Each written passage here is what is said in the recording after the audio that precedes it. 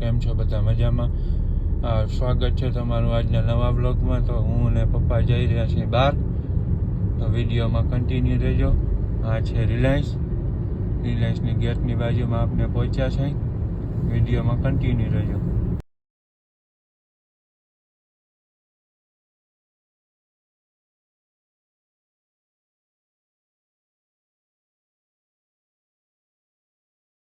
Finally મિત્રો આપણે પહોંચી ગયા છે જે જગ્યાએ જવું ત્યાં દાદાએ એક ખેતરમાં છે, અહીંયા આપણે પહોંચી ગયા છે દાદાએ દર્શન કરવા.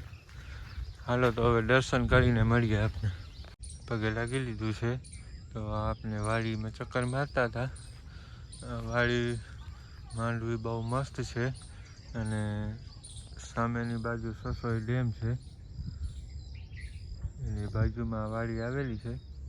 ત્યાં આપણે દાદાએ દર્શન કરવા આવ્યા હતા. આ દાદાનું મંદિર છે, ત્યાં આપણે દર્શન કરી લીધા છે. કન્ટિન્યુ વરસાદ ફૂલ ચાલુ થઈ ગયો છે. આમાં બહુ વરસાદ પડી રહ્યો, કાંઈ દેખાતું નથી.